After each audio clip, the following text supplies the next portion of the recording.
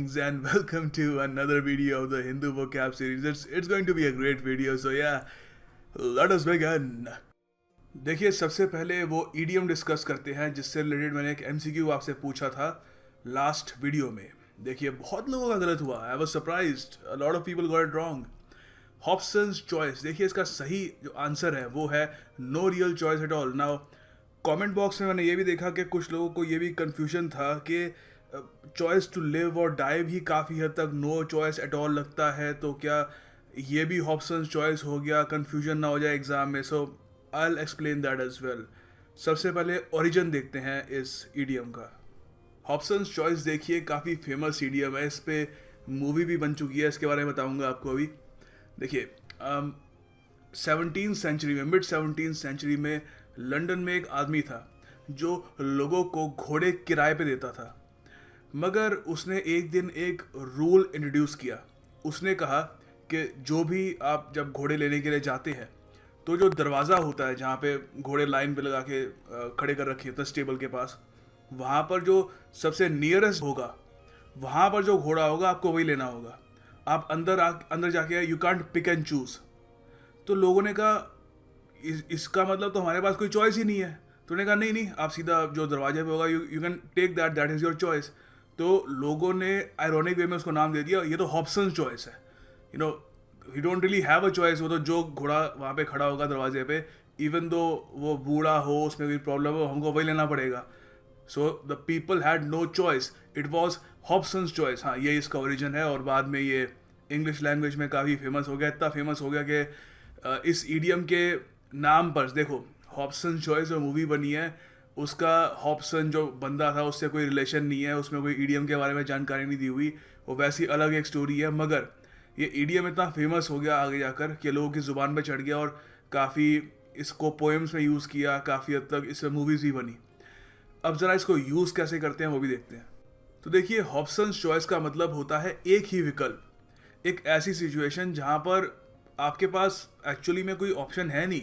आपको लगता है कि शायद बहुत सारे आपके सामने ऑप्शन है, बट इन रियलिटी बस एक ही आपके पास ऑप्शन होता है. जैसे काफ़ी हद तक हॉब्सन ने किया, लोगों को लगता रहा कि खूब सारे घोड़े हैं वहाँ पे वगैरह, बट वो जो रूल था हॉब्सन चॉइस के, दरवाजे के जो पास घोड़ा होगा वही लेना पड़ेगा. तो इन रियलिटी कोई ऑप्शन थी नहीं उनके पास, वही लेना था उनको. सो देखिए, अब यहाँ पर ये जो हॉब्सन चॉइस है, एक ही विकल्प, और चूज़ टू लिव और डाई, इसमें फ़र्क क्या है. देखो, चूज़ टू लिव और डाई अपने आप में एक हॉब्सन्स चॉइस है, मगर हॉब्सन्स चॉइस का मतलब सिर्फ ये नहीं हो सकता टू चूज़ टू लिव और डाई. समझ रहे हो ना. अगर देखो, इलेक्शन होते हैं इंडिया में, it is a case of Hobson's choice. Hobson's choice मतलब सारी पार्टियां घूम फिर एक जैसी ही होती है, उन्होंने जब पावर में आके यही काम करना होता है. वोटर्स को हल्का सा लगता है कि ये अलग है, ये अलग है, बट इन रियलिटी जब पावर में वो आ जाती हैं तो they are pretty much the same. तो वो हॉब्सन्स चॉइस है. अब यहाँ पर भी ये भी हॉब्सन्स चॉइस है, मगर ऑफ कोर्स हॉब्सन्स चॉइस सीमित होकर यहाँ पर नहीं रह जाती कि चॉइस बिटवीन टू लिव और die. Choice between to live और डाई ये एक हॉब्सन चॉइस का पार्ट है, मगर Hobson choice as a whole हम सिर्फ इसमें एनकैप्सुलेट नहीं कर सकते. आई होप आप समझ पा रहे होंगे. सो यहाँ पर एक सेंटेंस है just to show you how you can use it. It's a case of Hobson choice because both the candidates have corruption charges against them. तो मान लो किसी कंस्टिट्यूंसी में इलेक्शन हो रहे हैं, वहाँ पे दो कैंडिडेट्स खड़े हैं, दोनों के खिलाफ करप्शन चार्जेस हैं, तो आप कहोगे it's a case of Hobson choice.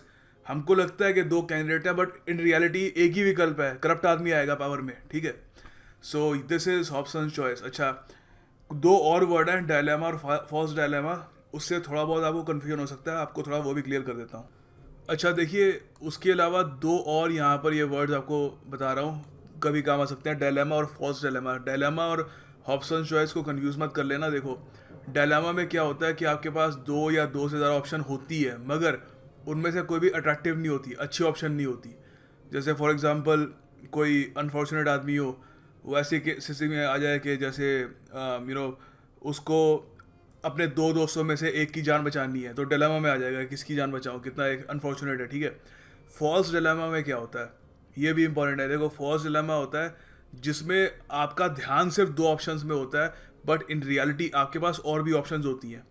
जैसे लोग फॉल्स डिलेमा में रहते हैं, एप्पल और सैमसंग के बीच में देखते रहते हैं कि यार कौन सा लूँ इनमें से, मगर उनको ध्यान नहीं होता कि और भी कंपनीज हैं खूब सारी, तो they are in false dilemma, उनको लगता है कि सिर्फ 2 ऑप्शन है, but in reality there are other options as well.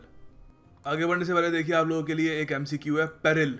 Peril का आपको सिनोनिम बताना है, ऑप्शंस आपके सामने हैं, कमेंट बॉक्स में ज़रूर इसको अटेम्प्ट करिएगा। देखिए अगला शब्द है स्टार्टलिंग, एडजेक्टिव है, यहाँ पे द हिंदू में उन्होंने यूज़ किया है। This was almost startling. खैर काफ़ी सारे आर्टिकल्स में बस मतलब यही है कि द हिंदू से है, यहाँ से हम इतना समझ नहीं पाएंगे इससे। तो देखिए स्टार्टलिंग का मतलब होता है चौंकाने वाला, एस्टॉनिशिंग, अमेजिंग, एस्टाउंडिंग। अच्छा यहाँ पे एक बहुत ही बढ़िया वर्ड है, प्रोनाउंस करने में बहुत मज़ा आता है, सुनना, फ्लैबरगास्टिंग। ठीक है, फ्लैबरगास्टेड, ये सरप्राइज्ड का या एस्टोनिश्ड का सिनोनिम होता है। तो कभी आप मान लीजिए थोड़ी आपको लच्छेदार अंग्रेजी बोलने का मन कर रहा है, तो आप कह सकते हैं कि आप मतलब rather than saying I was astonished you can से आई वॉज फ्लैबरगास्टेड। ठीक है, सो याद रखिएगा, it's a very important word. अलग से भी इसको कभी ट्रीटमेंट देंगे बढ़िया सा, अभी के लिए इसको एज ए सिनोनिम याद कर लीजिएगा। सेंटेंसेस क्या होंगे स्टार्टलिंग के, चक्कर में डालने वाला, चौंका देने वाला, आई ओपनिंग, ब्लाइंड साइडिंग। देखिए आप कह सकते हो there were some startling revelations in the press conference. ये न्यूज़पेपर में बहुत ज़्यादा बार यूज़ करते हैं लाइन। मान लो आम आदमी पार्टी टाइप की कोई प्रेस कॉन्फ्रेंस हो गई, ये इस नेता ने ये किया वगैरह, सो काफ़ी स्टार्टलिंग रेवलेशंस होते हैं उसके अंदर, चौंका देने वाले। ठीक है, तो उसके अलावा ये भी कह सकते हो I was startled when I won the lottery, मैं चौंक गया था, आई वॉज अमेज्ड, हो लॉटरी जीत गया। ठीक है, सो उसके अलावा जब एंटोनिम होंगे इसके, वो क्या होंगे, you can say common, mundane, boring, uninspiring.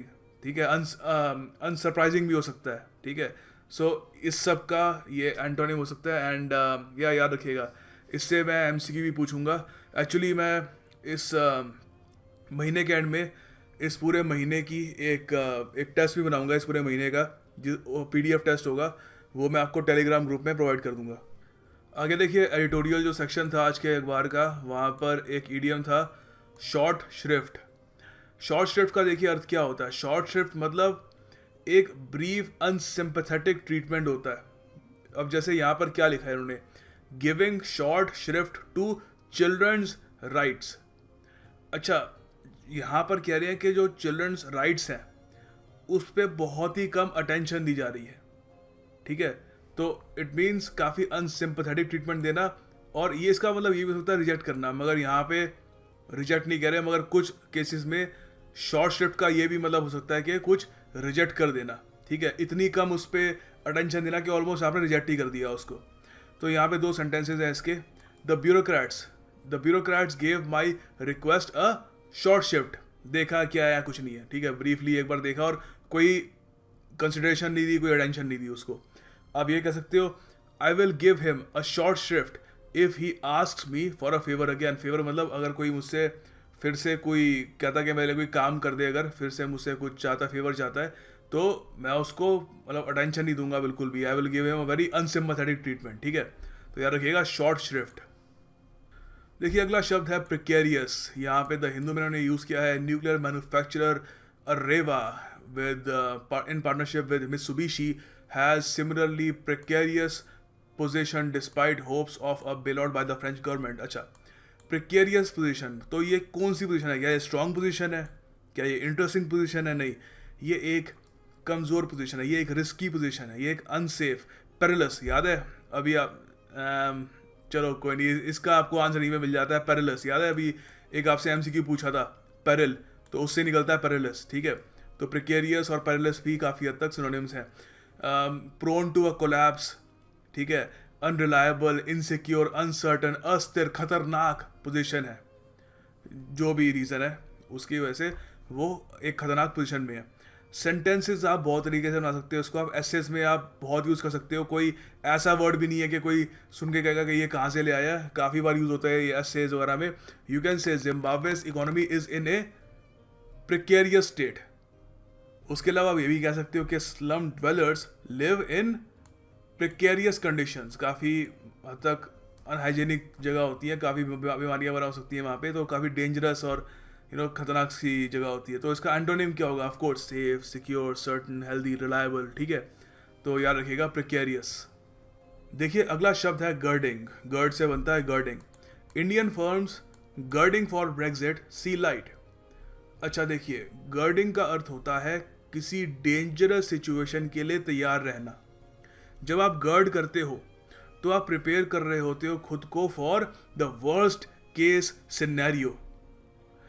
अच्छा, ये देखिए काफ़ी हद तक शूरवीरों के लिए भी यूज़ होता है, जैसे ये सेंटेंस मैंने यहाँ पे बनाया है, the warriors girded themselves for, sorry with नहीं आएगा, फॉर बैटल। तो बैटल के लिए काफ़ी हद तक अपने आप को तैयार कर रहे थे। तो यहाँ पे द हिंदू में क्या कह रहे हैं, Indian firms girding for Brexit. देखिए ब्रेक्जिट काफ़ी हद तक इंडियन फर्म्स के लिए ख़राब होगा। क्यों? क्योंकि ब्रिटेन जब यूरोपियन यूनियन से अलग हो जाएगा तो देखिए काफ़ी सारी जो हमारी कंपनीज हैं इंडिया की, टाटास वगैरह, वो जब यूरोप में एक्सेस चाहते हैं यूरोपियन मार्केट का, तो वो लंदन या ब्रिटेन में बेसिकली वहाँ पर वो अपना हेड ऑफिस खोल लेते थे। तो वहाँ से वो इजीली पूरे यूरोप में बिजनेस कर पाते थे। तो और उनका जो वहाँ पे वर्कर्स होते थे, जो उस कंपनी के हैं, जो भी मैनेजर्स वगैरह होते थे, उनको भी एक इंग्लिश स्पीकिंग एनवायरनमेंट मिलता था, काफ़ी फेमिलियर रहते थे उससे, तो उनको कंफर्टेबल रहता था। मगर जब ब्रिटेन अलग हो जाएगा यूरोपियन यूनियन से तो इंडियन फर्म्स को नुकसान होगा, क्योंकि सडनली हेड ऑफिस शिफ्ट करना पड़ेगा। यूरोप एक बहुत ही बड़ी मार्केट है, वहाँ पे एक्सेस कैसे लेंगे? तो Indian firms are that are girding for Brexit, तैयार हो रहे हैं, झटका लगने वाला है, डेंजरस सिचुएशन आने वाली है, उसके लिए तैयार हो रहे हैं। बट दे सी लाइट भी अभी समझाऊंगा आपको, ताकि पूरा जो है ये जो लाइन है आपको समझ में आ जाए अच्छे से। देखिए, सी लाइट का अर्थ होता है जब आप फाइनली कोई चीज़ समझ पाते हैं, जब आप फाइनली किसी चीज़ का जो रियल ट्रू कैरेक्टर होता है वो समझ पाते हैं, जब आप उसका नेचर समझ पाते हैं, ठीक है। तो फाइनली वो क्या कर रहे हैं, उनको अब काफ़ी हद तक समझ में आ रहा है कि उनको करना क्या है, what should be their course of action, ठीक है। तो यहाँ पे सेंटेंस है, finally near the end of the meeting the minister saw light and withdrew his objections to the proposal. तो कोई भी प्रपोजल था उन पे ऑब्जेक्शन थी, तो फाइनली मीटिंग की एंड में वो समझ गए कि हाँ ठीक है, असल बात क्या है, और उन्होंने उसी बात को समझते हुए अपनी जो ऑब्जेक्शंस थी वो उन्होंने वापस ले ली। तो याद रखिएगा। आगे देखिए, ये एक वर्ड है एवोल्यूशन, आपको इसका सिनोनिम बताना है। आपके सामने ऑप्शंस हैं, so do attempt this question in the comment box below. देखिए अगला शब्द है डिफ्लेट। यहाँ पे तो हिंदू में इन्होंने यूज़ किया है, Indian spin pace combo deflates Australia. Deflate का देखिए क्या अर्थ होता है, डिफ्लेट मतलब हवा निकाल देना, लेट एयर और गैस आउट ऑफ, ठीक है, किसी भी टायर बलून। मगर इसको फॉर अ पर्सन भी यूज़ कर सकते हो। पर्सन को कैसे यूज़ करोगे आप? यू कैन से किसी को काफ़ी हद तक उसकी हवा निकाल देना, उसका कॉन्फिडेंस ख़त्म कर देना, उसको फ्लैटन कर देना, ठीक है, उसका ऑलमोस्ट एक तरीके से उसको कोलैप्स कर देना, उस पर्सन को नहीं मगर कोई भी आर्ग्यूमेंट को भी आप डिफ्लेट कर सकते हो, ठीक है। तो यहाँ पे दो सेंटेंसेज आपके लिए, he is a confident character, nothing seems to deflate him. काफ़ी कॉन्फिडेंट आदमी है, कोई भी चीज़ उसको डिफ्लेट नहीं कर पाती। उसके अलावा ये भी कह सकते हैं, Rohan was deflated when he saw his ex girlfriend had moved on. Moved on मतलब वो आगे उन्होंने कोई और अपना रिश्ता बना लिया। So Rohan was deflated to see that, काफ़ी हद तक हवा निकल गई उसकी। अच्छा, एंटोनिम क्या होंगे इसके? You can say inflate. Deflate का उल्टा क्या होगा? इन्फ्लेट। इन्फ्लेट मतलब हवा भरना, एक्सपैंड, बूस्ट। आगे देखिए एक और वर्ड है ऑसिफाई। ये SSC CHSL 2013 में आया था, तो आपको इसका अर्थ बताना है। ऑप्शंस आपके सामने हैं, do attempt it in the comment box below. सारे के सारे क्वेश्चंस के आपको आंसर्स मिल जाएंगे in the PDF that will be available in the Telegram group. आगे देखिए अगला वर्ड है डेफर्ड। डेफर्ड का देखिए अर्थ होता है किसी चीज़ को डिले करना, पोस्टपोन करना, to delay something until a later time. अच्छा, तो मेन यहाँ पे होता है लोगों को इसका सेंटेंस कैसे बनाना है। तो देखो यहाँ पे ना अंटिल लिखा करो, द जज deferred the sentence until 10th of January, ठीक है। तो मेन यही है। बाकी डेफर्ड का सिनोनिम और एंटोनिम काफ़ी इंपॉर्टेंट है। सिनोनिम्स आप देख लीजिए, एडजर्न करना, डिले करना, टू पुट ऑफ समथिंग, ये भी एक इंपॉर्टेंट फ्रेजल वर्ब है, याद रखिएगा। पुट ऑफ मतलब उस किसी चीज़ को डिफर करना, उसको आगे जाकर अभी पोस्टपोन कर देना। और इसके जो एंटोनिम होंगे, that can be decide, act, deal, अभी के अभी एक्शन लेना, to decide something now, to act now, to deal with it right now, ठीक है। तो याद रखिएगा deferred. And finally the task of the day. तो आपको सेंटेंस बनाने हैं हॉब्सन्स चॉइस या प्रिकेरियस पे, ठीक है। मैं कोई अगर एडवांस लेवल का स्टूडेंट है तो वो हॉब्सन्स चॉइस पे बना सकता है। आई एम श्योर जो ज़्यादातर जो जो एडवेंचरस स्टूडेंट्स हैं, पीपल हु लाइक चैलेंजेस, वो हॉब्सन्स चॉइस पे बनाएंगे। एंड अगर आप कंफर्टेबल फील नहीं कर रहे तो you can also make a sentence on precarious, but do make sentences man. In the and आप जो लिखेंगे, जो आप खुद क्रिएटिविटी यूज़ करेंगे, that will benefit you the most. और उसके अलावा you can also watch the video a few times, तो उससे भी आपको मेमोराइज करने में आसानी होगी। मैं जल्द ही एक PDF में टेस्ट अपलोड करूँगा इस पूरे मंथ का ऑन द टेलीग्राम ग्रुप, तो make sure you attempt that as well, that will help you revise a lot of words. Thank you for watching, I see you tomorrow.